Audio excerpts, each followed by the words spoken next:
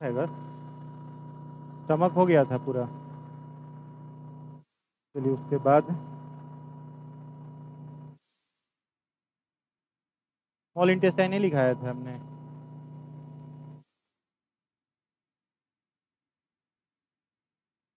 Heading बना लो small intestine.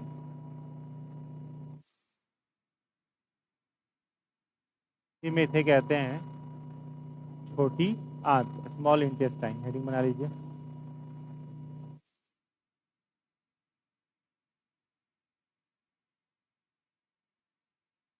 Stomach में क्या बताया था हमने? सबसे पहले बताओ, फूड पाइप और विंड पाइप को सेपरेट करने वाले कैप का क्या नाम है? एपिग्लॉटिस। ठीक है। दूसरा बताओ, स्टमक का लेंथ कितना होता है? 10 इंच। और विड्थ कितना होता है?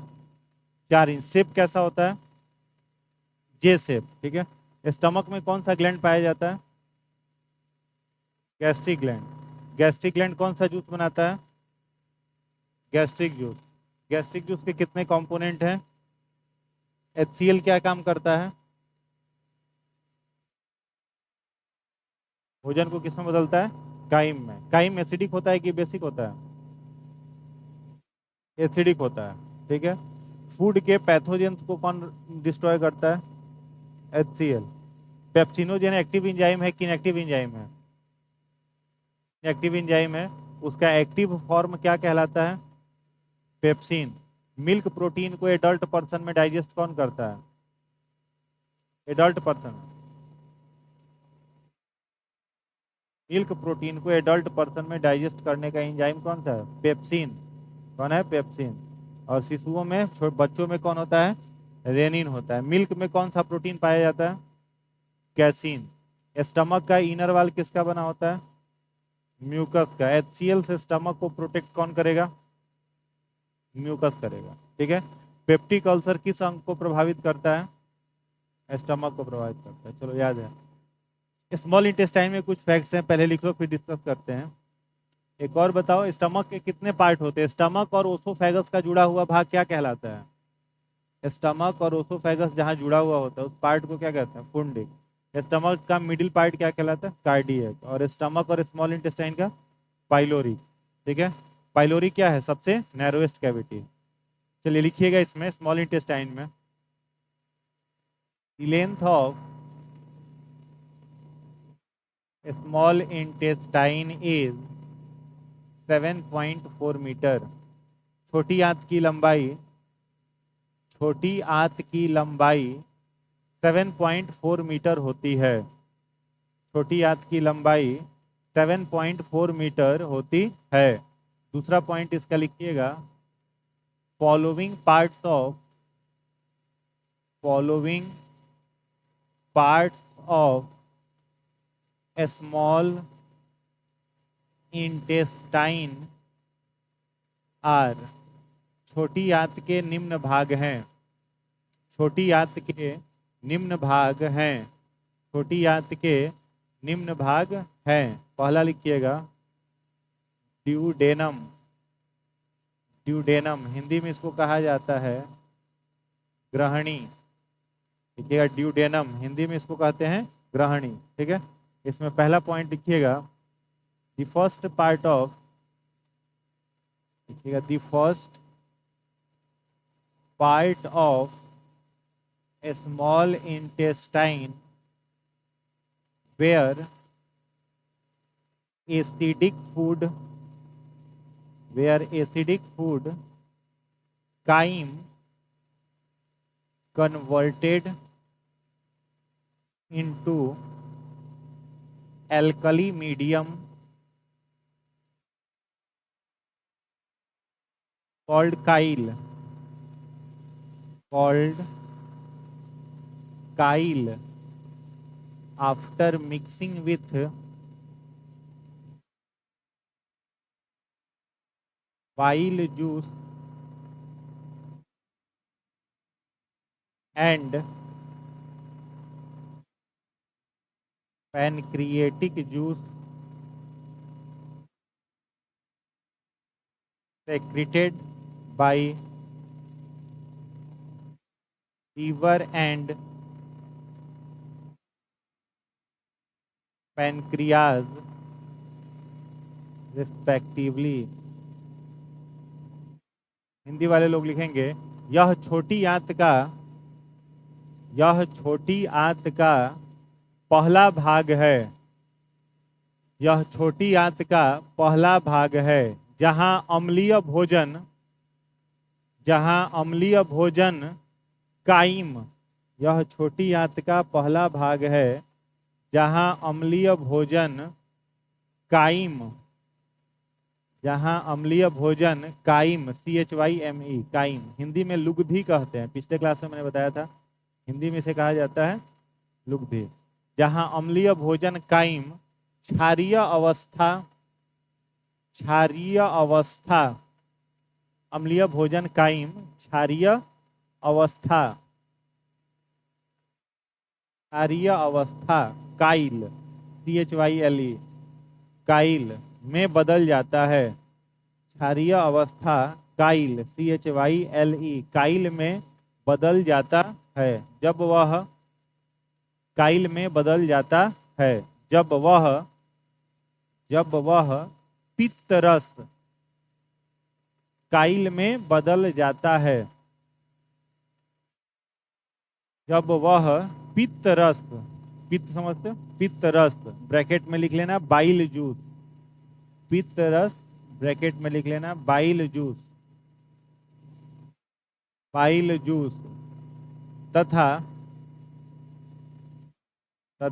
अग्नाशयी रस, अग्नाशय मतलब पैनक्रियाज, अग्नाशयी रस, अग्नाशयी रस ब्रैकेट में लिख लेना पैनक्रिएटिक जूस, ब्रैकेट में लिख लोगे पैनक्रिएटिक जूस, पैनक्रिएटिक जूस, जिसे क्रमशः लीवर और अग्नाशय स्रावित करते हैं, जिसे क्रमशः लीवर और, जिसे क्रमशः लीवर और अग्नाशय स्रावित करते हैं, स्रावित करते हैं, कॉमा स्रावित करते हैं, कॉमा से मिलता है, से मिलता है। ठीक है, ड्यूडेनम के बाद दूसरा लिखेंगे जेजुनम, इसे हिंदी में जेजुनम ही कहते हैं, जेजुनम। इसमें डैश दे करके लिखिएगा the middle part of,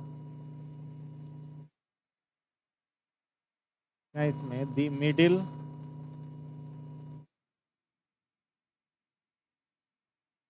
part of a small intestine where is partially digested।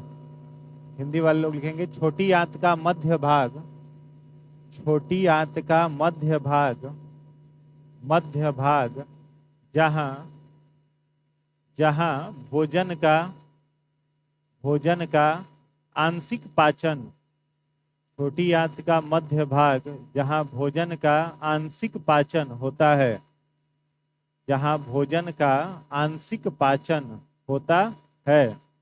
और तीसरा लिखना इलियम, इलियम हिंदी में भी इसे लिखते हैं इलियम, डैश देकर के लिखना the longest part of, the longest part of A small intestine where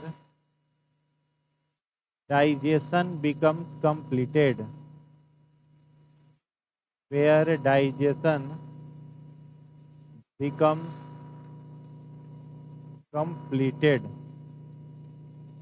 ये वाले लोग लिखेंगे छोटी आंत का, छोटी आंत का सबसे लंबा भाग, छोटी आंत का सबसे लंबा भाग,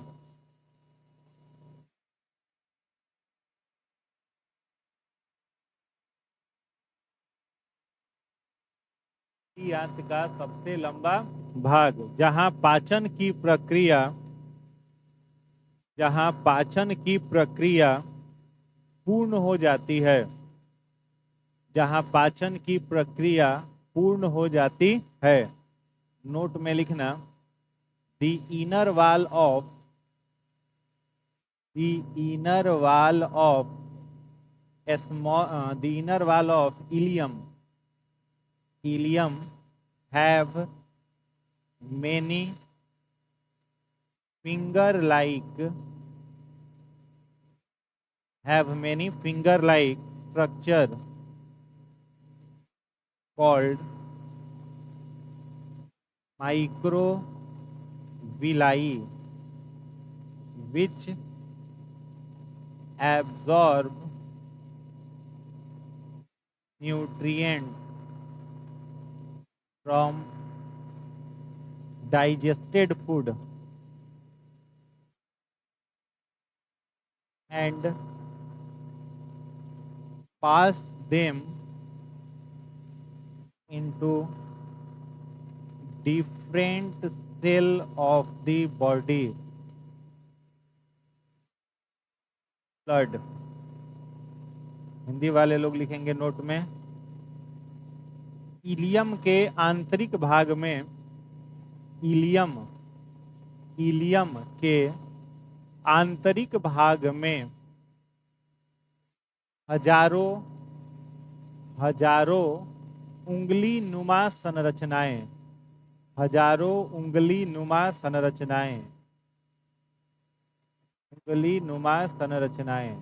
पाई जाती हैं, उंगली नुमा संरचनाएं पाई जाती हैं। इन्हें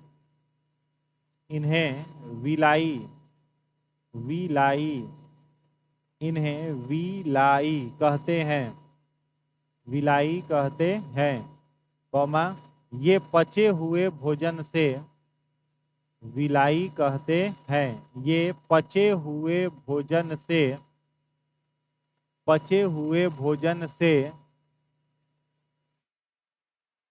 पोषक तत्वों को अवशोषित कर, पचे हुए भोजन से पोषक तत्वों को अवशोषित कर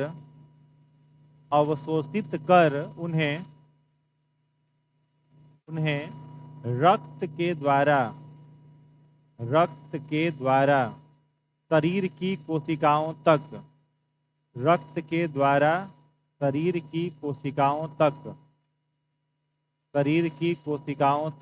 पहुंचा देती हैं, रक्त द्वारा शरीर की कोशिकाओं तक पहुंचा देती हैं।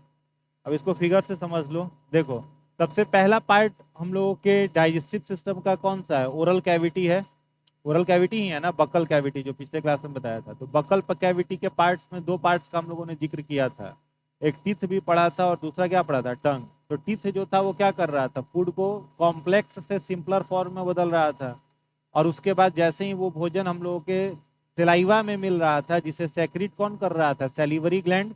लार ग्रंथियां क्या बनाती हैं? लार। अब लार ग्रंथियों में भी हम लोग 3 लार ग्रंथियों के बारे में पढ़े थे, पैरोटिड, सबलिंगुअल और सबमैंडिबुलर।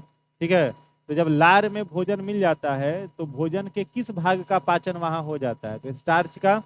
तो स्टार्च तो पच गया कहाँ पर? माउथ में ही। तो अगर पूछे आपसे कि भोजन के पाचन की शुरुआत कहाँ से होती है, तो क्या कहोगे? फ्रॉम ओरल कैविटी, मुख गुहा से शुरू हो जाता है भोजन का पचना, और फाइनली फूड आकर के डाइजेस्ट कहाँ होता है? तो छोटी आंत में। छोटी आंत के किस भाग में? तो इलियम में। इसको पहले समझना। देखो, सबसे पहले फूड कहाँ आया? माउथ से। कहाँ आता है भोजन? सबसे पहले माउथ से आता है ईसोफेगस में। ये हो गया क्या? ईसोफेगस। ईसोफेगस किस में ओपन हो गया? स्टमक में। स्टमक कहाँ जाएगा? स्मॉल इंटेस्टाइन में। ये आ गया आपका छोटी आंत। ठीक है, स्टमक जो है वो आ गया छोटी आंत में। अब छोटी आंत से ही शुरुआत किसकी हो जाएगी? बड़ी आंत की। यहां से ये क्या शुरू हो गया? बड़ी आंत। इसको ध्यान से समझ लेना।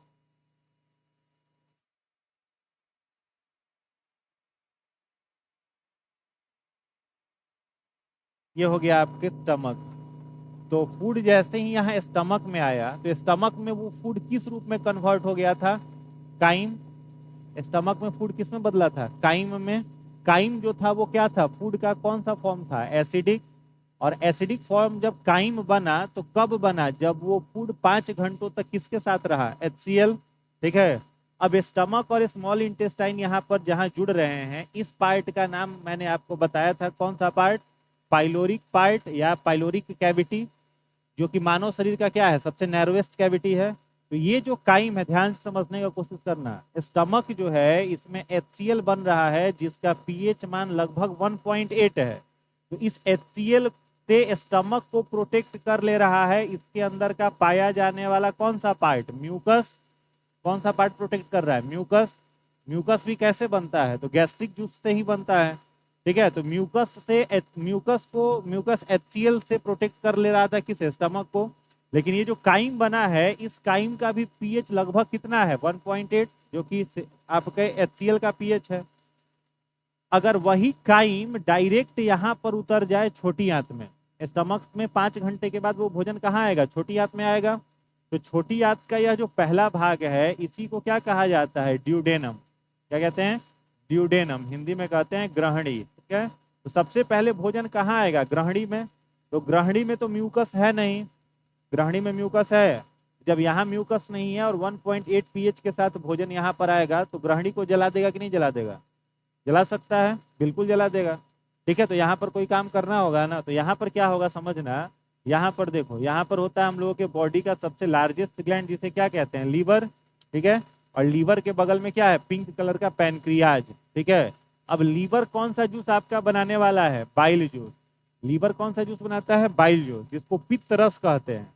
और यह बाइल जूस बना करके उसे जमा कहाँ कर देता है? गॉल ब्लैडर में। ध्यान से समझना, बाइल जूस बनाता कौन है? लीवर। और वो बाइल जूस जमा कहाँ होता है? गॉल ब्लैडर में, ठीक है। और यहाँ पर है पैनक्रियाज। तो पैनक्रियाज कौन सा जूस बनाता है? Pancreatic juice. पैनक्रियाज जो है वो बनाएगा आपका पैनक्रिएटिक जूस, ठीक है। बाइल जूस कौन बनाएगा? लीवर। और यही बाइल जूस का सेक्रेशन अगर लीवर अधिक कर देता है, तेज कर देता है, तो यह बाइल जूस जब गॉल ब्लैडर से ओवरफ्लो होने लगेगा तो हम लोगों के ब्लड में आने लगता है। और जब ब्लड में आने लगता है तो हीमोग्लोबिन को डिस्ट्रॉय करता है, हीमोग्लोबिन को नष्ट करता है। और हीमोग्लोबिन का नष्ट होना मतलब बॉडी धीरे धीरे कैसा हो जाता है? पीले रंग का बनना शुरू होता है। आंख का जो सफेद वाला भाग है, आंख के सफेद वाले भाग को हम लोग बायोलॉजिकल टर्म में स्केलेरा कहते हैं। क्या कहते हैं? स्केलेरा, ठीक है। तो आंख का जो स्केलेरा है वो कैसा होने लगता है? पीला रंग का होने लगता है। नाखून पीला हो जाता है, यूरिन का कलर पीला होता है, स्किन का कलर पीला हो जाता है। क्यों हो जाता है? इसी बाइल के कारण होता है। जब इसका ओवरफ्लो करने लगता है कौन? गॉल ब्लैडर, यानी ज्यादा सेक्रेशन करता है। बीमारी को कहते हैं जॉन्डिस, ठीक है। कौन सा रोग हो जाता है? जॉन्डिस। तो जॉन्डिस किसे प्रभावित करता है? लीवर को प्रभावित करता है, ठीक है। तो लीवर बनाया कौन सा जूस? Bile juice. पैनक्रियाज क्या बनाया? Pancreatic juice. और ये दोनों जूस आकर के गिरेंगे कहाँ पर? छोटी आंत के किस भाग में? ड्यूडेनम में। तो ड्यूडेनम में आया कौन था? काइम। लेकिन जैसे ही यह काइम बाइल जूस और पैनक्रिएटिक जूस से मिला, यह काइम कन्वर्ट हो गया किस चीज में? काइल में। काइम किस में कन्वर्ट हो गया?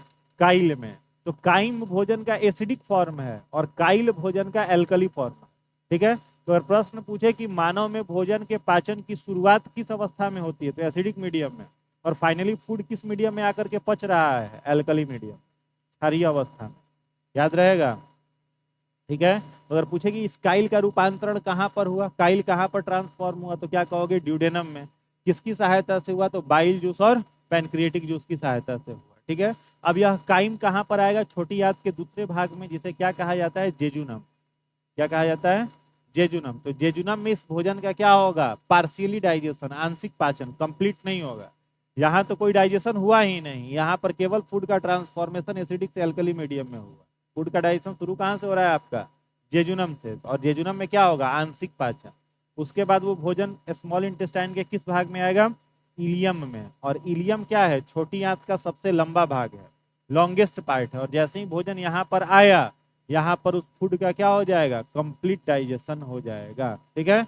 तो कई बार एग्जाम में क्वेश्चन पूछा हुआ है कि बढ़ते हुए क्रम में बताएं छोटी आंत को, या छोटी आंत को बढ़ते हुए क्रम में सजाएं, इंक्रीजिंग ऑर्डर में, ठीक है। तो कैसे सजाओगे? बढ़ते हुए में क्या सबसे पहले सबसे छोटा लिखना होगा। तो सबसे छोटा कौन सा पार्ट है? ड्यूडेनम। ड्यूडेनम के बाद क्या हो जाएगा आपका? जेजुनम। जेजुनम के बाद क्या हो जाएगा? इलियम। घटते हुए क्रम में पूछेगा तो सबसे बड़ा कौन? इलियम। इलियम के बाद कौन? इलियम सबसे बड़ा हो गया ना। तो बड़ा का साइन कैसा होता है? ऐसा होता है ना, इलियम, जेजुनम और जेजुनम। ये साइन उल्टा हो गया है, इधर से हो गई, ठीक है। समझ में आया? सबसे बड़ा कौन है? इलियम, फिर कौन है? जेजुनम, फिर कौन है? ड्यूडेनम। अब यहाँ पर आते आते इलियम में जैसे ही फूड आया, उस फूड का क्या हो गया? कंप्लीट डाइजेशन हो गया, फूड पूरा रूप से पच गया। ठीक है, अब तुम चना खाओ चाहे जिलेबी खाओ, मैं ऐसे ही क्लास में बोलते थे, कुछ भी खाओ, चना खाओ चाहे जिलेबी खाओ, लास्ट में बनेगा क्या? ग्लूकोज। कुछ भी हम लोग खाते हैं, लास्ट में फाइनली वो फूड किस में कन्वर्ट होता है? ग्लूकोज में। यही प्रश्न जाकर के देखना 68 बीपीएससी में पूछा हुआ है कि फूड जो होता है लास्टली ब्रेक डाउन होकर के किस में कन्वर्ट हो जाता है? तो किस में होता है? ग्लूकोज में। तो यहाँ पर फूड का जब डाइजेशन इलियम में पूरा हुआ तो वो भोजन किस में बदल जाएगा? ग्लूकोज में। समझ में आया? किस में बदल जाएगा? ग्लूकोज में। अच्छा, कॉमन सेंस से एक बात बताओ, भोजन का पाचन करता है कौन? पाचन तंत्र। लेकिन उससे प्राप्त होने वाली ऊर्जा की जरूरत इस पाचन तंत्र को है कि बॉडी के सारे सेल को है? सारे सेल को है। तो ग्लूकोज आपका कहाँ बना? इलियम में। अब इलियम में ही यदि वो ग्लूकोज रह जाए तो बॉडी के सेल फंक्शन करेंगे? नहीं करेंगे। तो यहाँ से ग्लूकोज को कहाँ पहुंचाना है? बॉडी के सारे सेल में। ठीक है, तो पाचन तंत्र ने भोजन को पचा दिया।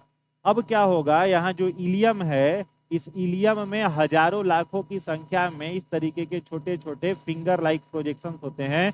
इन्हें कहा जाता है माइक्रोविलाई। क्या कहते हैं? माइक्रोविलाई।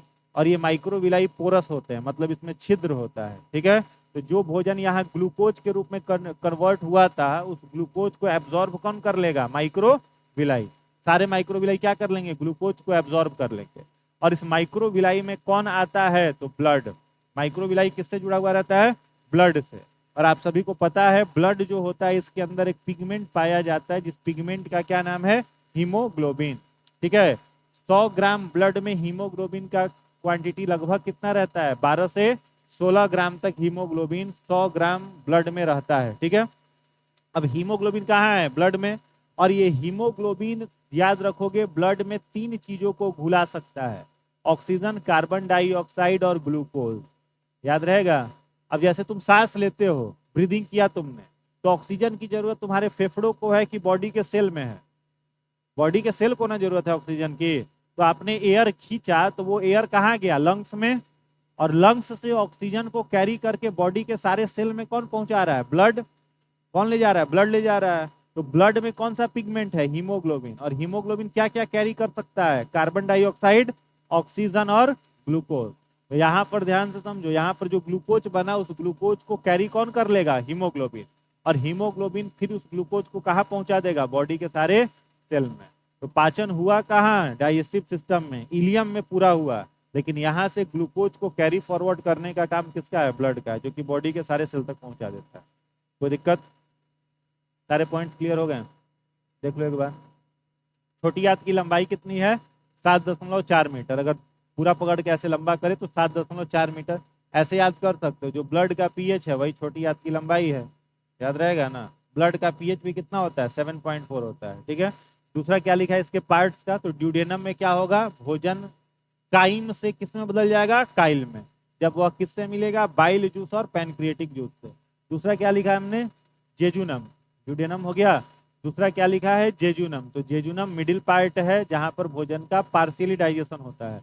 तीसरा है इलियम, लॉन्गेस्ट पार्ट है जहां पर फूड कंप्लीट डाइजेस्टेड हो जाता है। नोट में लिख दिया है inner wall of ileum. Ileum के आंतरिक भाग पर माइक्रोविलाई पाए जाते हैं, जो बचे हुए भोजन से न्यूट्रिएंट्स, न्यूट्रिएंट्स का मतलब ग्लूकोज, बचे हुए भोजन से ग्लूकोज को एब्जॉर्ब करके बॉडी के सारे सेल में पहुंचा देते हैं। किसके द्वारा? ब्लड के द्वारा। क्लियर है? आगे बढ़े। चलो नेक्स्ट हेडिंग बनाना, large intestine.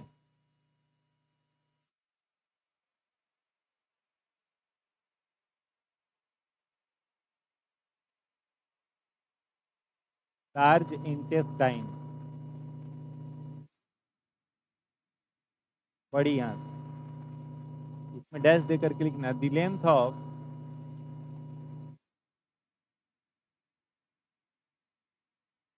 Large intestine is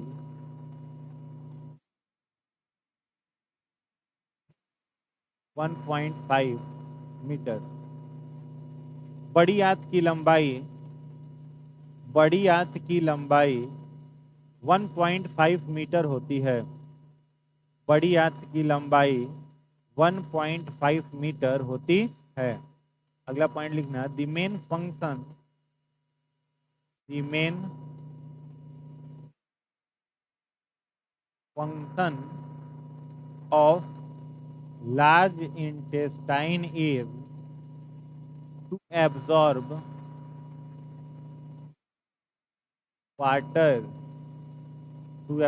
water from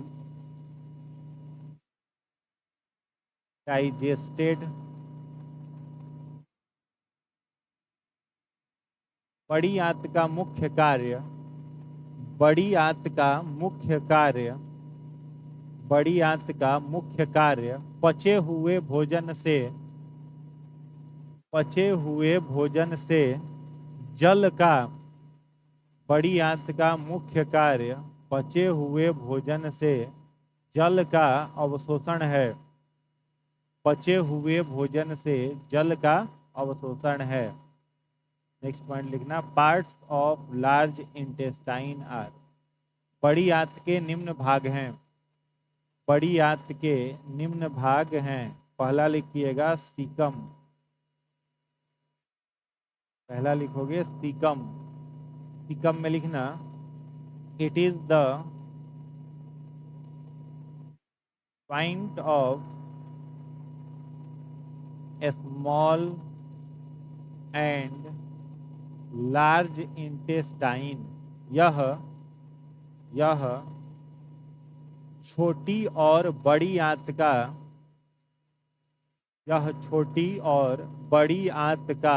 जुड़ा हुआ भाग है।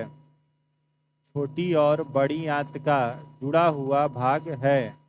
इसी का दूसरा पॉइंट लिखना, one end of caecum is closed by finger like structure। one end of finger like structure called appendix। Bracket में लिख लेना वेस्टिजियल ऑर्गन। हिंदी वाले लोग लिखेंगे सीकम का एक किनारा उंगली नुमा संरचना द्वारा सीकम का एक किनारा उंगली नुमा संरचना द्वारा बंद होता है। उंगली नुमा संरचना द्वारा बंद होता है।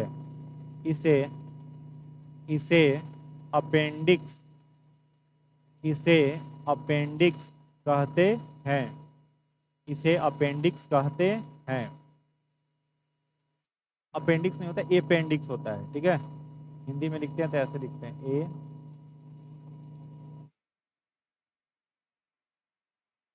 अपेंडिक्स कहते हैं। हो गया। ब्रैकेट में लिख लेना वेस्टिजियल अपशिष्ट अंग। सीकम के बाद सेकंड लिखना कोलन। हिंदी में भी इसको कहा जाता है कोलन। डैश देकर के लिखना, the longest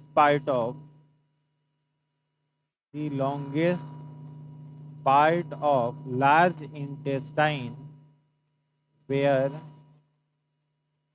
water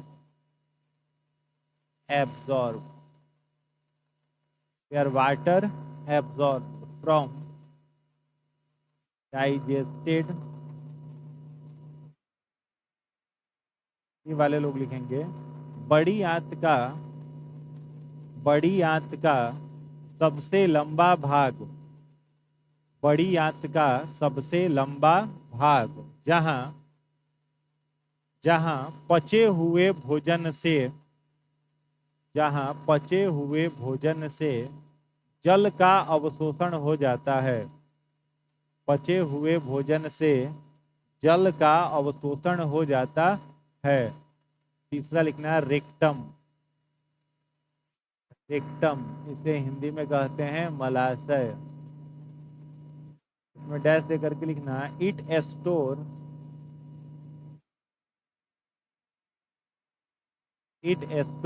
excretory waste टेम्पोररली। यह अस्थायी रूप से यह अस्थायी रूप से उत्सर्जी पदार्थ को उत्सर्जी पदार्थ को जमा रखता है, उत्सर्जी पदार्थ को जमा रखता है, जमा रखता है। चौथा लिख लेना एनस मलद्वार, इसमें डैश दे करके लिखना। It help in removal of excretory nitrogenous waste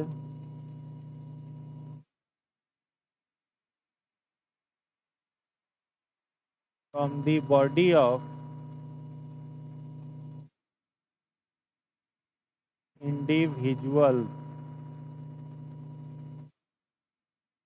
यह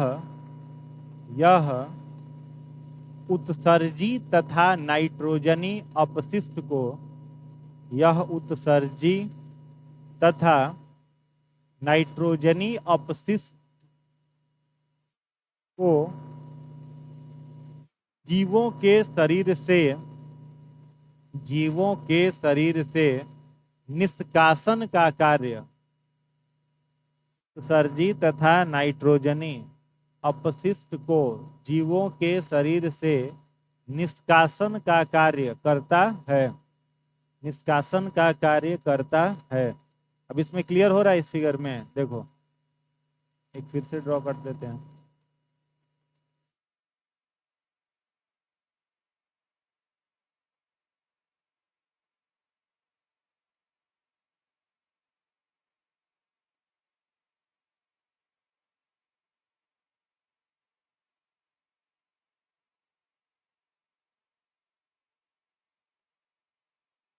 ठीक है, यहाँ देखेंगे जहां पर छोटी आंत और बड़ी आंत ये दोनों ज्वाइंट हो रहे हैं, इस पार्ट को क्या कहोगे? बोलो। सीकम। छोटी आंत और बड़ी आंत के जुड़े हुए भाग को क्या कहते हैं? सीकम। ठीक है, छोटी आंत छोटा होता है कि बड़ी आंत छोटा होता है? बड़ी आंत छोटा होता है। ठीक है, अच्छा बताना, किस जीव का छोटी आंत अधिक लंबा होगा, शाकाहारियों का कि मांसाहारी जीवों का? छोटी आंत की लंबाई किसकी ज्यादा होती है, शाकाहारी जीवों की कि मांसाहारी जीवों की? शाकाहारी जीवों का। ठीक है, जो भी हर्बीवोरस एनिमल होगा ना, उसका छोटी आंत क्या होगा? लंबा होगा। क्यों होता है? क्योंकि जो शाकाहारी जीव होते हैं उसे किसका पाचन करना होता है? उसके भोजन में क्या मिलेगा? सेलुलोज मिलेगा। और सेलुलोज क्या होता है? बताया था ना, क्या होता है? पॉलीसेकेराइड। सेलुलोज किसमें आएगा? पॉलीसेकेराइड कार्बोहाइड्रेट है। ठीक है, तीन बताए थे ना, मोनोसेकेराइड, डाइसेकेराइड और पॉलीसेकेराइड। तो सेलुलोज कैसा कार्बोहाइड्रेट है? पॉलीसेकेराइड। और कैसा होता है? लिविंग की डेड होता है? डेड होता है। तो डेड पॉलीसेकेराइड कार्बोहाइड्रेट सेलुलोज पचाना होता है किसे? शाकाहारी जीवों को। इसलिए उनका छोटी आंत क्या होता है? लंबा होता है। किसकी अपेक्षा? मांसाहारी जीवों का। ठीक है, तो देखो छोटी आंत और बड़ी आंत जहां जुड़ रहे हैं उस पार्ट को क्या बोलोगे? सीकम। ठीक है, सीकम केवल ये ज्वाइंट को कहते हैं। और सीकम का दूसरा जो एंड है वह किस एक फिंगर लाइक कैप से बंद है। इस फिंगर लाइक कैप को क्या कहा जाता है? अपेंडिक्स। इसे क्या कहेंगे?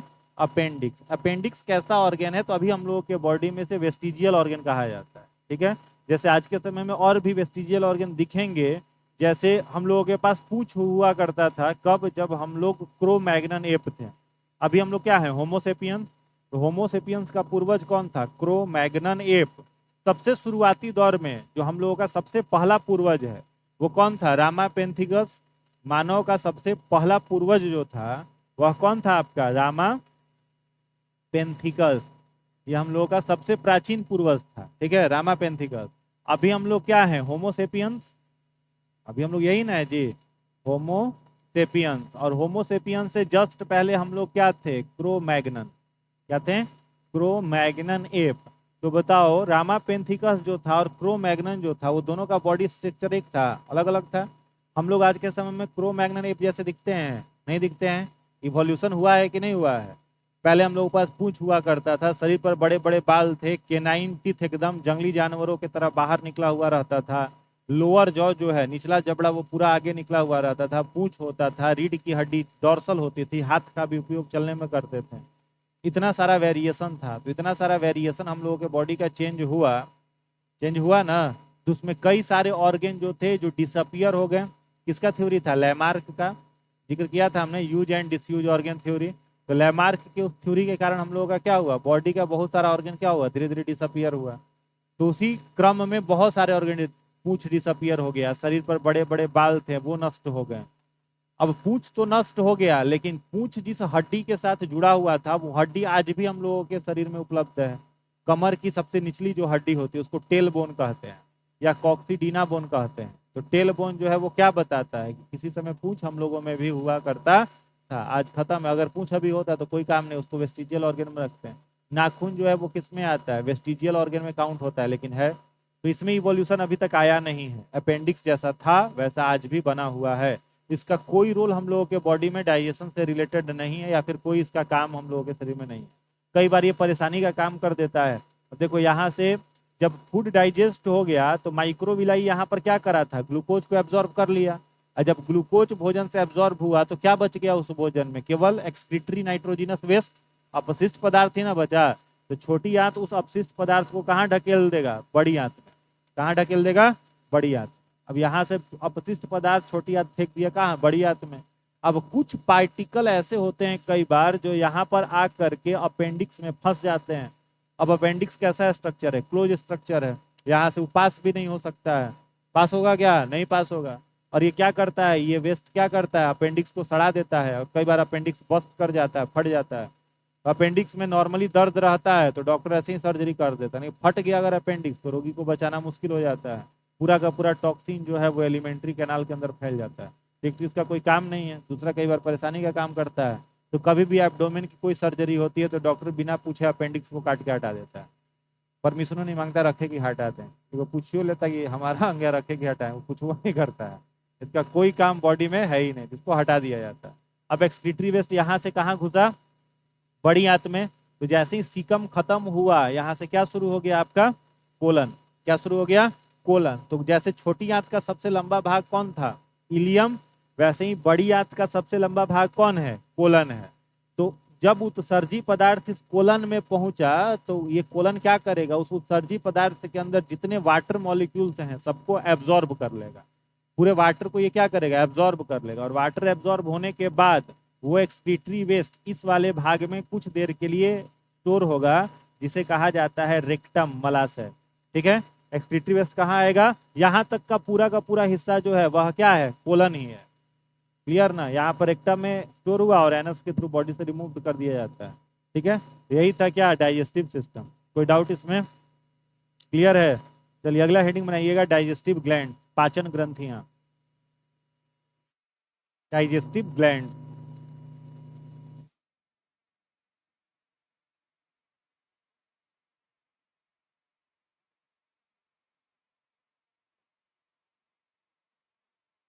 पाचन ग्रंथियां, डाइजेस्टिव ग्लैंड, पाचन ग्रंथियां। अच्छा बताओ, ग्लैंड कितने तरह का होगा, दो तरह का।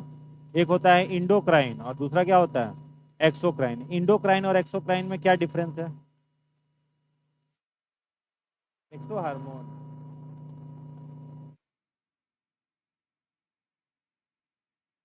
चलिए वो डिफरेंस, स्ट्रक्चर पर भी कुछ डिफरेंस होता है, दोनों के स्ट्रक्चर के बेसिस पर भी कुछ डिफरेंस होता है। अच्छा, ग्लैंड दो ही प्रकार के हैं और भी है, एक और होता है, इसको मिक्स्ड ग्लैंड कहते हैं, मिश्रित ग्रंथि। नाम सुने हो, पहले तो समझ लो ग्लैंड क्या है। देखो,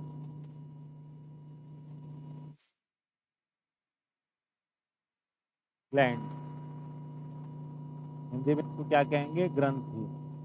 कितने प्रकार हैं इसके, दो। पहला इसका टाइप है, इसको कहते हैं इंडोक्राइन ग्लैंड। हिंदी में क्या कहेंगे, अंतः स्रावी ग्रंथि। ठीक है, दूसरा होता है एक्सोक्राइन,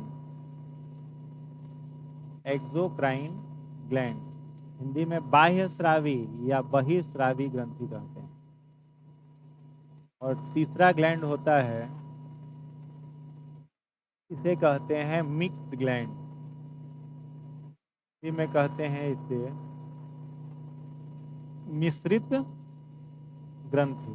ठीक है, अब इसको समझो ध्यान से। देखो, इंडोक्राइन ग्लैंड्स जो होता है ना, इसमें पहला फैक्ट याद रखना है, जितने सारे इंडोक्राइन ग्लैंड्स होंगे वे सभी के सभी क्या होंगे? डक्टलेस। क्या होंगे? डक्टलेस। हिंदी में इसको कहेंगे नलिका विहीन। दूसरा आपको फैक्ट याद रखना है, जितने सारे इंडोक्राइन ग्लैंड्स होंगे वो क्या सेक्रीट करेंगे? हार्मोन। Hormone secrete. ठीक है, हार्मोन को क्या करेंगे? सेक्रीट करेंगे, हार्मोन निकालेंगे। एक्सोक्राइन जितने सारे ग्लैंड्स होते हैं ये कैसे होंगे? पहला फैक्ट याद रखोगे इसमें, यह होगा डक्टेड, यानी नलिका युक्त। नलिका युक्त। ठीक है, दूसरा फैक्ट याद रखोगे, यह क्या सेक्रीट करेगा? इंजाइम। इंजाइम सेक्रीट करेगा। तीसरा फैक्ट आपको एक और याद करना है, all enzymes are protein, but all proteins are not enzyme। इतना लिख लो, फिर समझा देते हैं।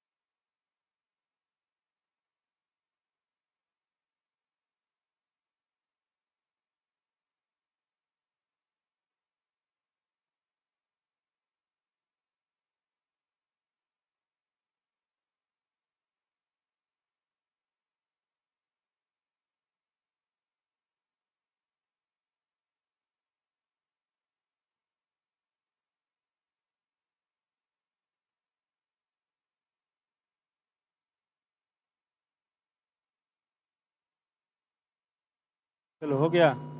देखो, इंडोक्राइन और एक्सोक्राइन ग्लैंड। इंडोक्राइन में क्या लिखा है? जितने सारे इंडोक्राइन ग्लैंड्स होंगे कैसे होंगे? डक्टलेस। डक्टलेस का मतलब क्या होता है? नलिका विहीन का मतलब। जैसे इसमें एक दो एग्जाम्पल इसका लिख लेना ताकि याद रहे। एक एग्जाम्पल इसका हो जाएगा प्यूटिट्री ग्लैंड। पिट्यूटरी ग्लैंड, हिंदी में इसको कहते हैं पीयूष ग्रंथि। पीयूष ग्रंथि। दूसरा एक एग्जाम्पल लिख सकते हैं इसका, thyroid gland. Thyroid gland, Hindi में कहते हैं इसको अवटु ग्रंथि। इस तरीके से बहुत सारे ग्लैंड, 8-9 ग्लैंड। ठीक ना? अब इसका एक एग्जाम्पल जो प्यूटिट्री ग्लैंड है, पीयूष ग्रंथि, ये कहाँ पर पाया जाता है? तो हम लोगों के मस्तिष्क के केंद्र में, एकदम यहाँ पर। इस हिस्से को, जो पूरा आगे का हिस्सा है ना, इसको स्फेनवाइड बोन कहते हैं। जो आगे का हिस्सा है सिर वाला, इसको क्या कहते हैं? स्फेनवाइड बोन। उसके एकदम मिडिल में पाया जाता है कौन सा ग्लैंड? प्यूटिट्री ग्लैंड। ठीक है, अब प्यूटिट्री ग्लैंड का वजन सुन के आश्चर्य होगा तुमको, मात्र कितना ग्राम का होता है? यह 0.6 ग्राम का। इतना छोटा ग्लैंड है प्यूटिट्री ग्लैंड। और लगभग 9 प्रकार का यह हार्मोन निकालता है, एक दो नहीं, 9 प्रकार का हार्मोन निकालता है। वजन मात्र कितना है? 0.6 ग्राम। इतना अलग अलग वेराइटी का। अब इसका एक हार्मोन का बता रहे हैं तुमको। एक हार्मोन यह निकालता है जिसका नाम है एसटीएच। हार्मोन चैप्टर में आगे डिटेल में पढ़ाएंगे। एक हार्मोन यह निकालता है क्या? एसटीएच, सोमैटोट्रोपिक हार्मोन इसे कहते हैं। ठीक है, सोमैटोट्रोपिक हार्मोन को ही एक और नाम से जाना जाता है, इसे कहा जाता है ग्रोथ हार्मोन। सोमैटोट्रोपिक कहते हैं या फिर क्या कहते हैं? Growth hormone. इसी को वृद्धि हार्मोन भी कहा जाता है। इसी हार्मोन के कारण हम लोगों की लंबाई बढ़ती है और लंबाई कम भी होती है। अब कई सारे लोगों में अगर एसटीएच ज्यादा बनने लगे, आवश्यकता से अधिक एसटीएच बनने लगे, तो उस व्यक्ति को एक बीमारी हो जाती है, जिस बीमारी का नाम है एक्रोमिगेली। ठीक है, एक्रोमिगेली। ठीक है, इसी एक्रोमिगेली को एक और नाम से जानते हैं जाइंटिज्म। क्या कहते हैं? जाइंटिज्म, यानी हिंदी में कहते हैं विशाल कायता। किसी में अगर एसटीएच काम से ज्यादा बन जाए, तो उसके हड्डियों की लंबाई जो होती है वो जरूरत से ज्यादा बढ़ जाती है। हड्डी का लंबाई हम लोगों का किस हार्मोन के कारण बढ़ता है? इसी एसटीएच के कारण बनता है। अब कई लोगों को देखोगे तुम 8 फीट का होगा, उसे बतियाना तो ऐसे मुड़ी उठा के बतियाना पड़ेगा। कई लोग जो होते हैं वो कैसे हो जाते हैं? बौने हो जाते हैं। तो जो बौना हो गया उसका हड्डी का लंबाई नहीं बढ़ा तो बौना हो गया। तो बौना हो गया तो उस बीमारी को क्या बोला जाता है? ड्वार्फिज्म। क्या बोला जाएगा? ड्वार्फिज्म। तो बौना होना या जरूरत से ज्यादा लंबा होना दोनों किस हार्मोन के कारण है? एसटीएच के। तो कौन निकाल रहा है? 0.6 ग्राम की एक ग्रंथि निकाल रही है, कितना बड़ा काम कर रही है। दूसरा एक हार्मोन का इसके बता रहे हैं, एक हार्मोन यह निकालता है जिसको कहते हैं गोनेडोट्रोपिक हार्मोन, जीटीएच। तो गोनेडोट्रोपिक हार्मोन में भी दो हार्मोन है, एफएसएच है फॉलिकल स्टिमुलेटिंग हार्मोन, और एलएच है ल्यूटिनाइजिंग हार्मोन। ये पूरे के पूरे रिप्रोडक्टिव ग्लैंड को कंट्रोल करता है, प्रजनन तंत्र को पूरा का पूरा कंट्रोल करने का काम करता है। कौन निकाल रहा है? एक छोटी सी ग्रंथि निकाल रही है।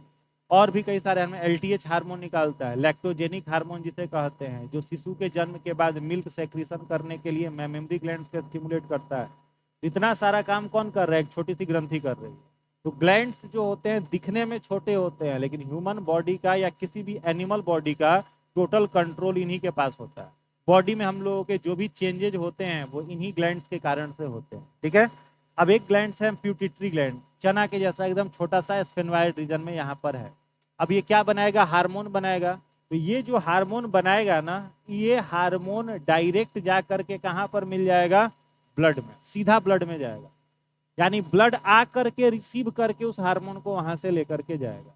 तो यहाँ पर कोई डक्ट तुम्हें नहीं दिख रहा है। दूसरा एक ग्लैंड के बारे में बता रहे हैं, जैसे मान लो हम लोग का सैलिवरी ग्लैंड है। सैलिवरी ग्लैंड में मान लो कौन सा? पैरोटिड।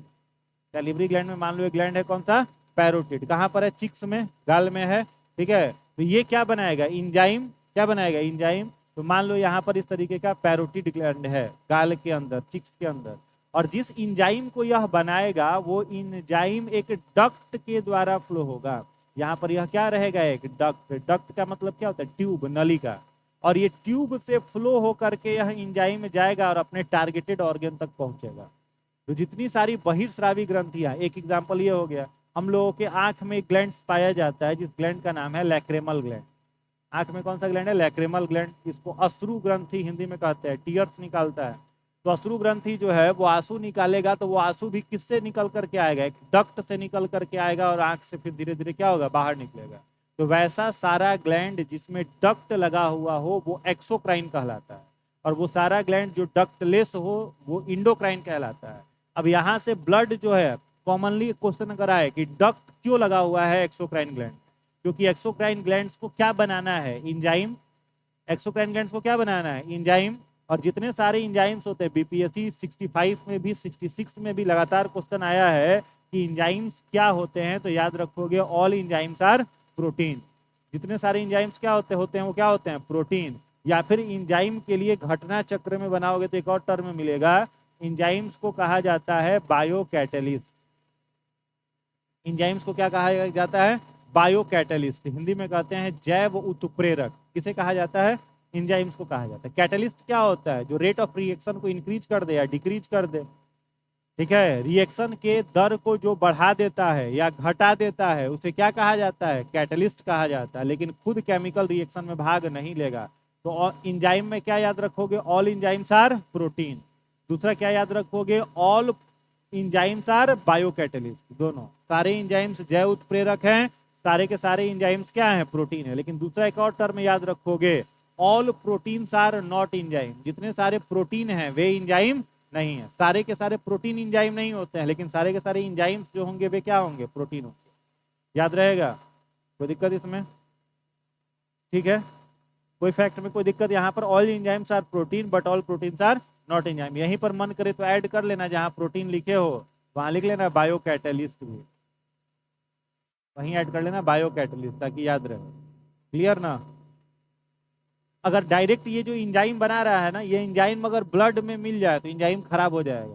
प्रोटीन को याद रखोगे कभी भी डायरेक्ट रक्त में नहीं चढ़ाया जा सकता। प्रोटीन अगर सीधा खून में चढ़ जाएगा तो व्यक्ति मर जाएगा सीधा। एक बीमारी है जिस बीमारी का नाम आपने सुना होगा, कौन सी बीमारी है? SMA। बीमारी है कौन सी? बहुत खतरनाक, SMA, सीवियर मस्कुलर एट्रोफी। इस बीमारी का इंजेक्शन 16 करोड़ का आता है।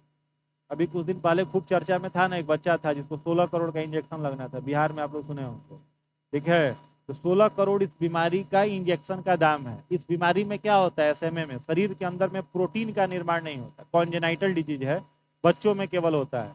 इसमें शरीर के अंदर प्रोटीन नहीं बनता है, तो प्रोटीन नहीं बनेगा तो नर्वस सिस्टम पूरा काम नहीं करेगा, यानी वो बच्चा रिस्पॉन्ड नहीं करेगा, चलेगा फिरेगा नहीं, बात नहीं करेगा, और 6-7 साल जाते जाते मौत हो जाती है। इसका इंजेक्शन कितना करोड़ का, 16 करोड़ का। कौन बनाता है, केवल अमेरिका बनाता है। और वो इंजेक्शन किस चीज का होता है, प्रोटीन का होता है। तो जो प्रोटीन को शरीर में चढ़ाना कितना मुश्किल है। प्रोटीन को हम लोग किससे ले सकते हैं, तो केवल भोजन के माध्यम से ले सकते हैं, रक्त में नहीं चढ़ा सकते। इसीलिए नेचर ने क्या बना दिया है, एक्सोक्राइन ग्लैंड पर डक्ट बना दिया है, ताकि ये प्रोटीन जो है इस डक्ट से फ्लो हो और अपने टारगेट ऑर्गन तक पहुंच जाए। अगर रक्त में मिल गया तो मामला वहीं खत्म कर देगा। क्लियर हो गया, ठीक है। तो एक्सोक्राइन ग्लैंड कैसा होगा, डक्टेड होगा। दोनों क्लियर हुआ, इंडोक्राइन और एक्सोक्राइन। तो जो मैंने यहाँ लिखा है डाइजेस्टिव ग्लैंड, तो वो क्या होगा, इंडोक्राइन होगा कि एक्सोक्राइन होगा। डाइजेस्टिव ग्लैंड जो लिखा है बताओ अब, इंडोक्राइन होगा कि एक्सोक्राइन। एक्सोक्राइन, क्योंकि पाचन में जैसे ही डाइजेस्टिव लिख दिया तो डाइजेशन में कौन काम करेगा, इंजाइम ना करेगा। डाइजेशन में हार्मोन का कोई काम है क्या, नहीं ना है। हार्मोन का काम किस में है, ग्रोथ में केवल है, या बॉडी के मेटाबॉलिज्म को कंट्रोल करने में। पाचन में हार्मोन का कोई रोल नहीं है। तो जितने सारे एक्सोक्राइन, जितने सारे डाइजेस्टिव ग्लैंड्स के बारे में हम लिखेंगे, वे सारे के सारे ग्लैंड्स कैसे होंगे, एक्सोक्राइन। क्लियर है। तो पहला पॉइंट इसमें लिखिएगा डैश देकर, ये लिख लिए ना, हाँ पहला पॉइंट इसमें डैश देकर के लिखिए। मिक्स्ड ग्लैंड को आगे लिखवा देंगे हम, ठीक है, पैनक्रियाज में डायरेक्ट लिखवा देंगे। इसमें डैश देकर के लिखिएगा,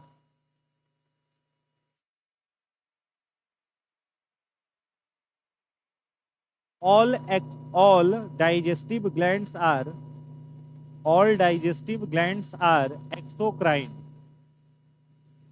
All digestive glands are exocrine. सभी पाचन ग्रंथियां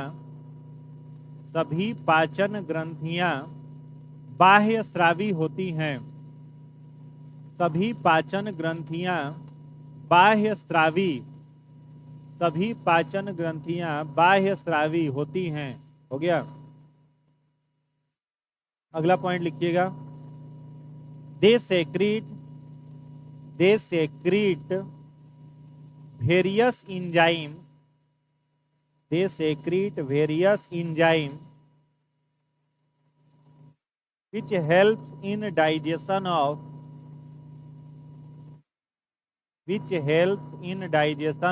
different nutrients, which helps in digestion of different nutrients. ये सभी इंजाइम स्रावित करती हैं, ये सभी इंजाइम स्रावित करती हैं जो अलग अलग पोषक तत्वों का पाचन, जो अलग अलग पोषक तत्वों का पाचन करता है, पोषक तत्वों का पाचन करता है। इसमें पहला लिखिएगा पैनक्रियाज, पहला मत लिखना, तीसरा लिखना सीधा, तीसरा पैनक्रियाज। अब कहोगे कि 1 2 तो लिखे हुए नहीं किए, तो 1 2 लिखा चुके हैं। कहाँ लिखाए हैं, 1 2 लिखा है कि नहीं, हाँ गैस्ट्रिक ग्लैंड लिखा चुके हैं और सैलिवरी ग्लैंड लिखा चुके हैं। सैलिवरी ग्लैंड कहाँ लिखा दिए थे, माउथ में, और गैस्ट्रिक ग्लैंड कहाँ लिखा दिए थे, स्टमक में। ठीक है, तो 2 ग्लैंड लिखा चुके हैं, इसलिए सीधा कितना, तीसरे पर आ जाओ। पैनक्रियाज में डैश देकर के लिखिएगा, it is the second largest gland, it is the second largest gland of human body. यह मानव शरीर की दूसरी सबसे बड़ी ग्रंथि है। मानव शरीर की दूसरी सबसे बड़ी ग्रंथि है। दूसरा पॉइंट इसमें लिखिएगा, it is considered as mixed gland, it is considered as mixed gland because it secrete enzymes because it secrete enzymes as well as hormone.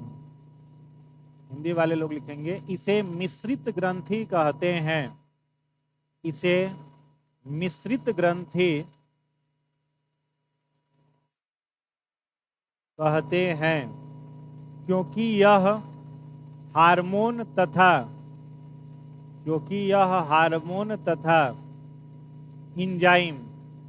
Hormone तथा इंजाइम दोनों स्रावित करता है, क्योंकि यह हार्मोन तथा इंजाइम दोनों स्रावित करता है। नेक्स्ट लिखिएगा, इंजाइम्स इसका पहले लिख लो, लेकिन एक पॉइंट लिख लेना, पैनक्रियाज सेक्रीट पैनक्रिएटिक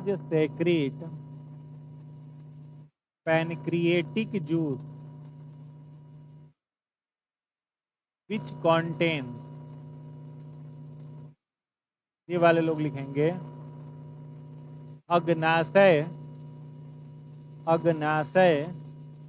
अग्नाशयी रस, कॉमा देके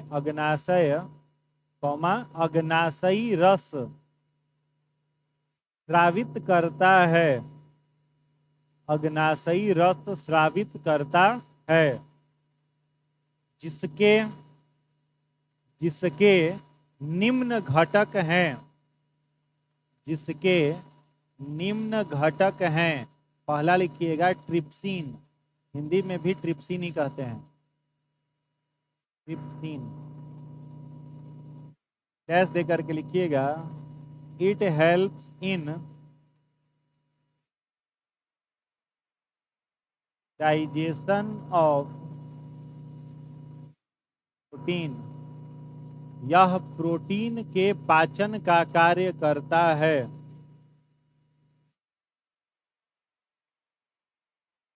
यह प्रोटीन के पाचन का कार्य करता है। दूसरा लिख लेना लाइपेज, इट हेल्प्स इन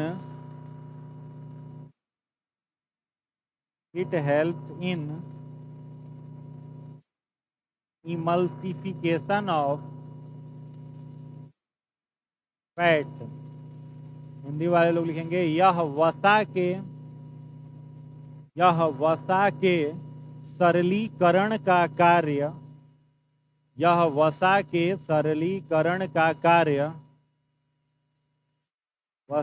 सरलीकरण का कार्य करता है। तीसरा लिखिएगा,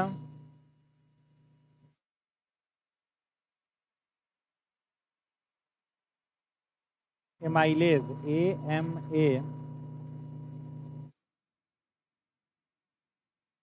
एमाइलेज, इसमें डैश देकर के लिखिएगा, it help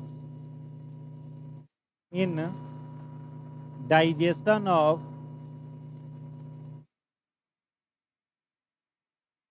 carbohydrate,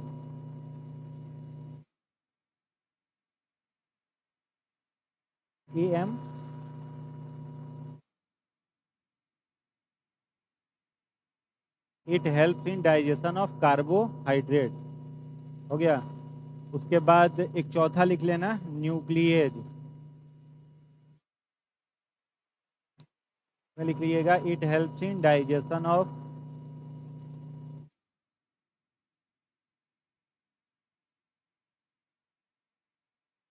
nucleic acid, it helps in digestion of nucleic acid, यह न्यूक्लिक एसिड के पाचन का कार्य करता है।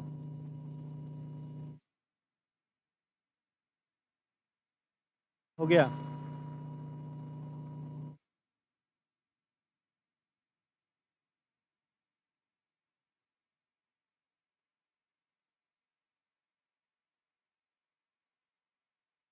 ठीक है, अब देखो यहाँ पर पैनक्रियाज में क्या लिखा है, पहला पॉइंट लिखा है कि कैसा ग्लैंड है, तो सेकेंड लार्जेस्ट ग्लैंड, दूसरा सबसे बड़ा ग्रंथि, पहला सबसे बड़ा ग्रंथि कौन है, लीवर, याद रखना है। पहला सबसे बड़ा ग्लैंड कौन सा, इंडोक्राइन नहीं, एक्सोक्राइन।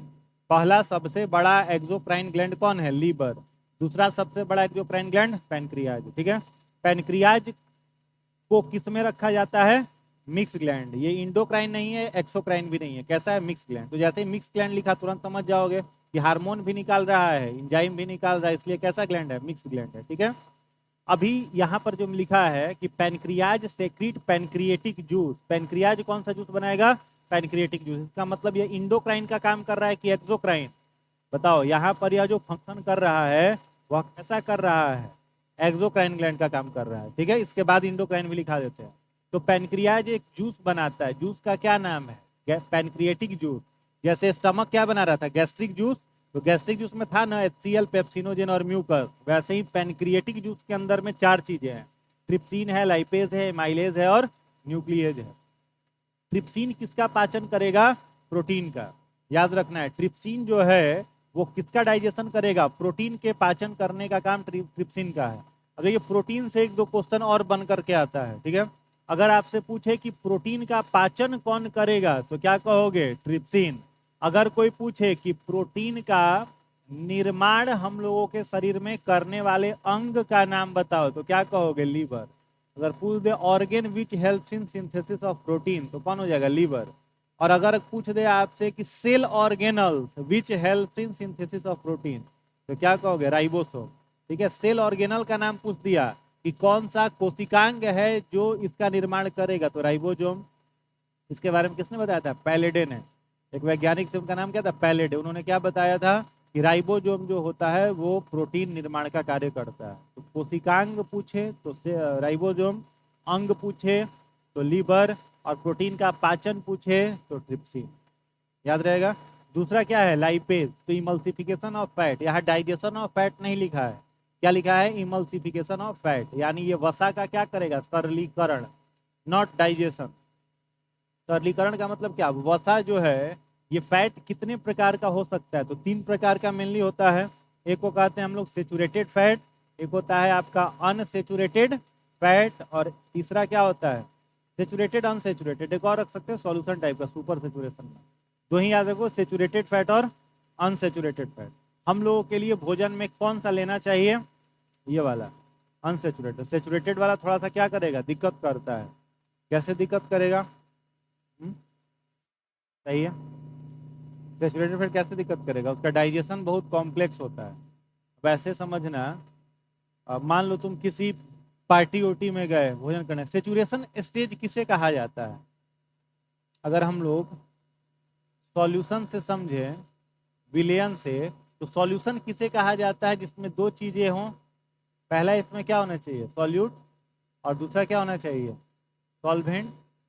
तो वैसा एक पदार्थ जिसमें सॉल्यूट हो और सॉल्वेंट हो, और दोनों किस में हो? एक प्रॉपर रेशियो में हो, तो उसको क्या कहा जाता है? सॉल्यूशन। विलयन, विलयन में 2 चीज होता है ना, एक क्या होता है? सॉल्यूट मतलब क्या होता है? विलेय, और सॉल्वेंट मतलब क्या होता है? विलायक। तो विलेय और विलायक, जैसे पानी है तो पानी को किस में रखोगे? सॉल्वेंट में। और चीनी या नमक को किस में रखोगे? विलेय में, है ना। तो ये जो है दोनों का मिक्सचर हो जाएगा तो क्या बन जाएगा? शुगर सिरप बन जाएगा, शरबत बन जाएगा। तो शरबत क्या हो गया? आपका सॉल्यूशन हो गया। अब ऐसे समझना, मान लो आपके पास एक बीकर है और इस बीकर में कितना पानी है? टोटल 5 लीटर पानी है। ठीक है, यानी यहाँ तक एकदम 5 लीटर पानी से यह बीकर जो है वो पूरा का पूरा भरा हुआ है। अब इस बीकर की क्षमता है कि ये अपने अंदर 2 किलोग्राम चीनी को क्या कर सकता है? डिजॉल्व कर सकता है। आपने इसमें 2 किलोग्राम चीनी को डाला और डाल करके इसका शरबत बना दिया। ठीक है, 2 किलोग्राम चीनी को डाल करके इसका शरबत बढ़ा दिया, तो आप क्या पाओगे?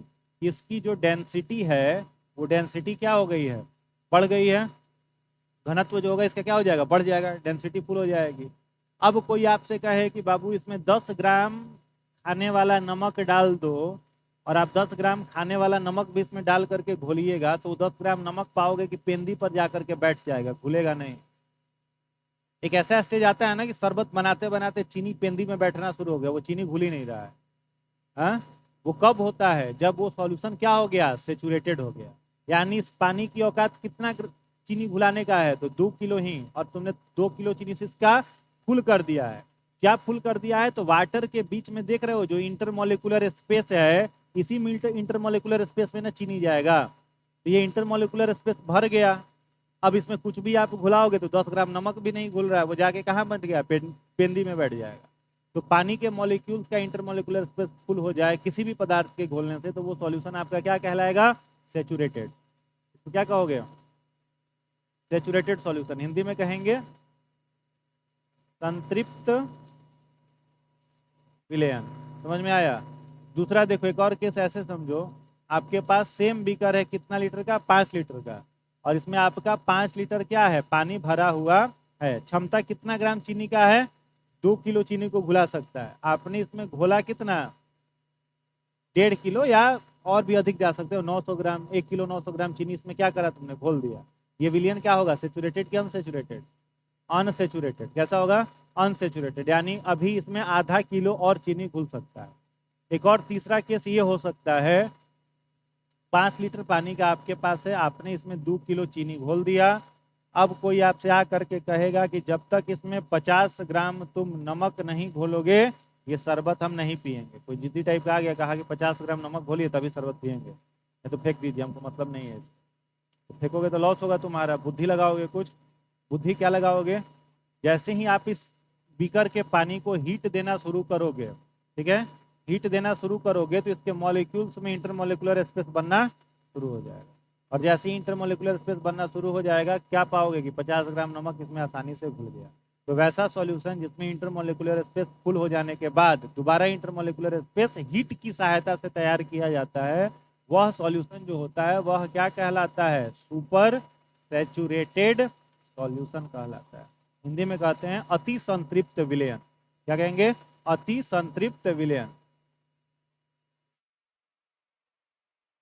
हीट के माध्यम से, हीट के माध्यम से जो उसके अंदर शुगर का कंपोनेंट है और वाटर है वो वेपोराइज्ड होना शुरू हो जाता है। इसमें वेपोराइजेशन सबसे अधिक किसका हो जाएगा, चीनी का हो जाएगा। इसके कारण उसमें स्पेस बन जाता है, और हीट की सहायता से कुछ इतना स्पेस जरूर बन जाता है कि उसमें कोई सॉल्यूट को पहले से ज्यादा आप घोल पाएंगे। ठीक है, तो वो क्या हो गया, आपका सुपर सेचुरेटेड में कंसिडर हो जाता है। नॉर्मल समझो, मान लीजिए कहीं भोज भात में खाने के लिए गए, आपको 3 पूड़ी खाने का भूख है, आपको क्या को पूड़ी खिला दिया, 13 पूड़ी खिला दिया, तो उधर से निकलोगे तो क्या कहोगे कि सेचुरेटेड होके निकल रहे हैं। ठीक है, मुंह खोलो तो यहाँ पूड़ी दिख रहा हो, तो क्या हो, सेचुरेटेड हो। दूसरा केस हो जाए, 13 पूड़ी का भूख हो, खिलाने बैठा, 3 को पूड़ी आपके हिस्से में आया, खत्म हो गया, तो क्या कहोगे, उधर से अनसेचुरेटेड जा रहे हैं। और तीसरा केस होता है, 13 पूड़ी खा लिए और आपके पत्तल में रसगुल्ला रसगुल्ला बाद में आया ही नहीं था, आप उठ गए तब उधर से रसगुल्ला आइसक्रीम डेजर्ट सब आ रहा है, तो बुद्धि लगाना पड़ेगा ना। तो क्या बुद्धि लगाओगे, खोजोगे कि इनो हजमोला कुछ मिले, तो इनो हजमोला क्या करेगा, आपको सुपर सेचुरेटेड कंडीशन में डाल देगा, और उतना जगह बता देगा कि 2-4 गो रसगुल्ला एडजस्ट कर लो। समझ गए। तो वसा जो होता है अगर सेचुरेटेड है तो उसको पचाना मुश्किल हो जाता है। तो लाइपेज केवल कहाँ काम करेगा तुम्हारे लिए, तो लाइपेज केवल उतना ही काम करेगा कि वसा का सरलीकरण कर देगा। और फैट जो होता है, 1 ग्राम फैट अगर ऑक्सीडाइज्ड होता है तो आपको एनर्जी कितना देता है, तो 9.8 किलो कैलोरी एनर्जी प्रोवाइड करता है। ठीक है, तो वो सेचुरेटेड होकर के उतना एनर्जी आपको क्या करेगा, प्रोवाइड कर देगा। तीसरा आपका क्या है, एमाइलेज। तो एमाइलेज 2 चीज इसमें हमने बताया था, एक होता है आपका सेलिवरी एमाइलेज। ठीक है, सेलिवरी एमाइलेज वो कहाँ पर बन रहा है, लार में। वही एमाइलेज ये भी है, किसका पाचन करेगा, ये कार्बोहाइड्रेट का। ठीक है, कार्बोहाइड्रेट का पाचन करेगा। वसा के लिए हो गया लाइपेज, कार्बोहाइड्रेट के लिए एमाइलेज, और तीसरा न्यूक्लिक एसिड के लिए न्यूक्लिएज। तो कैसे पता करोगे कि कोई भी लिखा हुआ ना लास्ट में अगर ASE लिखा हुआ रहे तो समझ जाओगे वो किसके बारे में बता रहा है, एंजाइम के बारे में। एंजाइम में मोस्टली सभी में तुमको ASE लिखा हुआ मिलेगा। क्लियर है। चलिए अगला पॉइंट एक लिखिएगा, when pancreas acts like, next point लिखना, when pancreas act like endocrine gland, endocrine glands, when pancreas acts like endocrine gland. हो गया। हिंदी वाले लोग लिखेंगे, जब पैनक्रियाज अंतःस्रावी ग्रंथि के रूप में, जब पैनक्रियाज, पैनक्रियाज माने अग्नाशय, ठीक है, अंतःस्रावी ग्रंथि के रूप में कार्य करता है, जब पैनक्रियाज अंतःस्रावी, अंतःस्रावी ग्रंथि के रूप में कार्य करता है। इंग्लिश वाले लोग कॉमा दे करके कंटिन्यू करेंगे। Then there islet of Langerhans then their islet of islet of then their islet of Langerhans secrete islet of Langerhans secrete following hormone। Hindi वाले उसी में लिखेंगे, कंटिन्यू करेंगे। क्या लिखाया था मैंने, पढ़िएगा। कार्य करता है तब उसकी लैंगर हैंस की द्वीपिकाएं तब उसकी लैंगरहैंस की द्वीपिकाएं द्वीप समझते हो ना, आइलेट, भूगोल में पढ़े होगे, वही वाला है, आइलेट ऑफ लैंगरहैंस की द्वीपिकाएं निम्न हार्मोन स्रावित करती हैं। पहला लिखोगे अल्फा सेल, हिंदी वाले लोग लिख लेंगे अल्फा कोशिका, अल्फा कोशिका डैश दे करके लिखना। It secrete glucagon hormone which maintain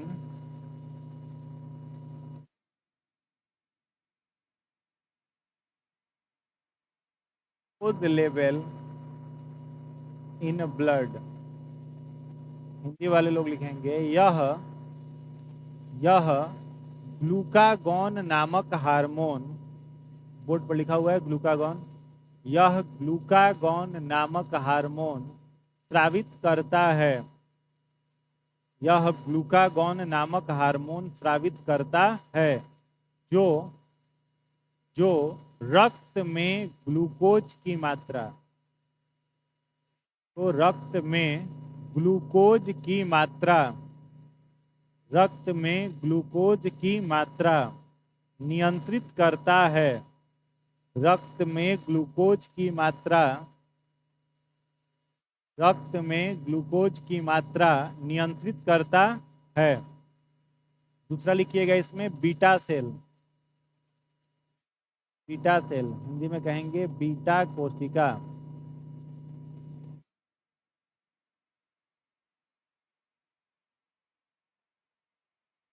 लिखना इट सेक्रीट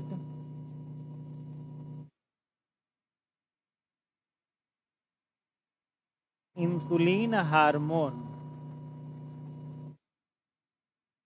which maintain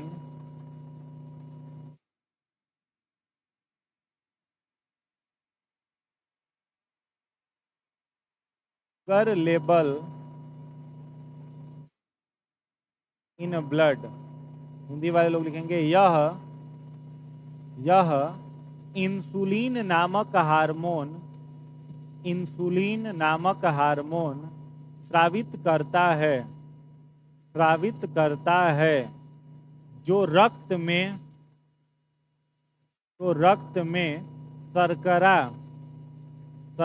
शर्करा माने चीनी, जो रक्त में शर्करा की मात्रा नियंत्रित करता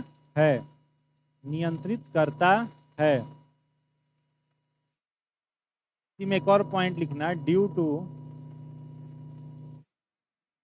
deficiency of insulin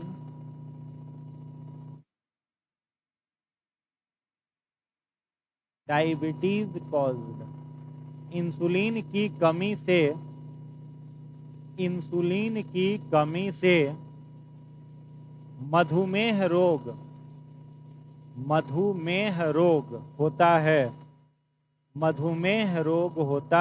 है।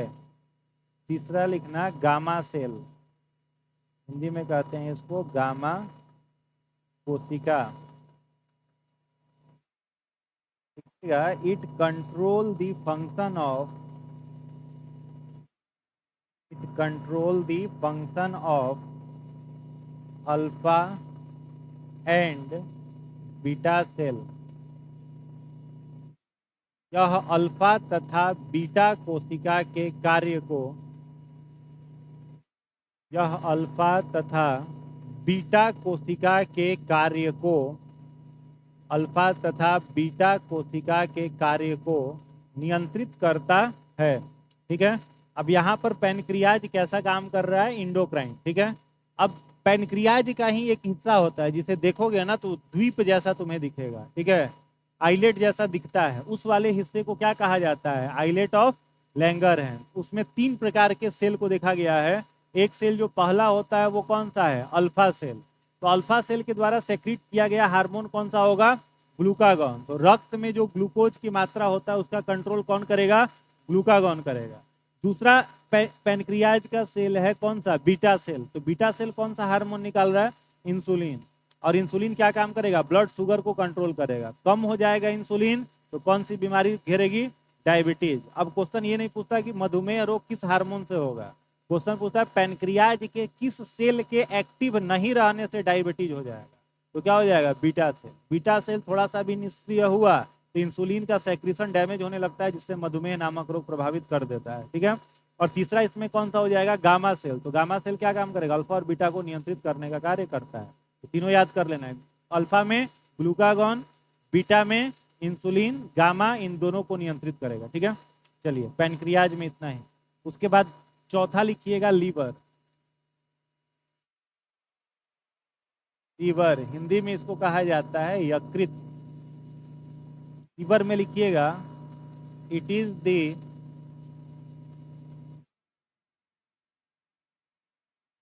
Largest gland of human body, largest gland of human body, about 1.5 kg in weight. यह मानव शरीर की सबसे बड़ी ग्रंथि है, सबसे बड़ी ग्रंथि है, जिसका औसतन भार 1.5 किलोग्राम, 1.5 kg, 1.5 किलोग्राम है। इसका औसतन भार 1.5 किलोग्राम है। हो गया। पांचवा लिखिए, इसमें और लिखिएगा एक point, liver secrete bile juice which in gall bladder.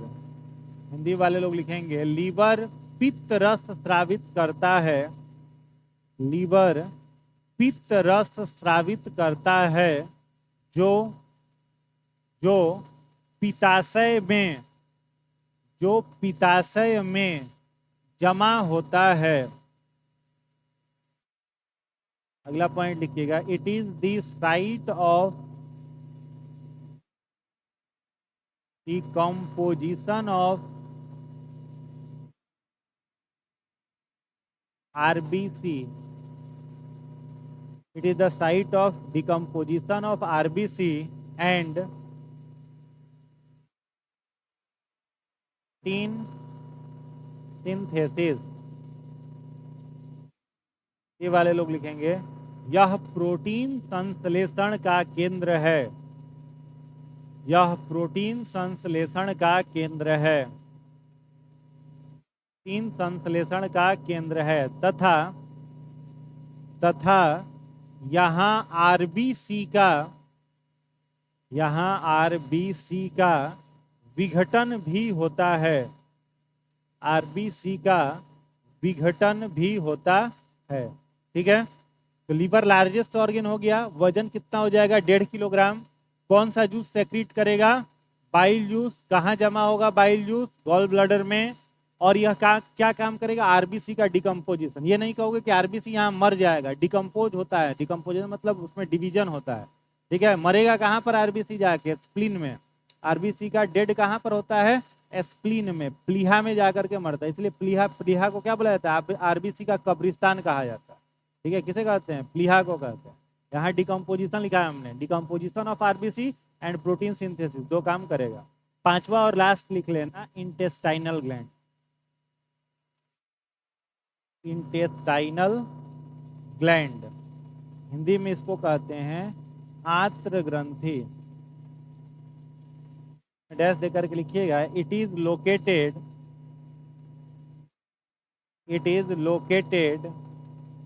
between the space of microvilli, between the space of microvilli in a small intestine। ये वाले लोग लिखेंगे, यह छोटी आंत में मौजूद, यह छोटी आंत में मौजूद विलाई के बीच के रिक्त स्थान पर, विलाई के बीच के रिक्त स्थान पर पाया जाता है, विलाई के बीच के रिक्त स्थान पर पाया जाता है। It secrete digestive juice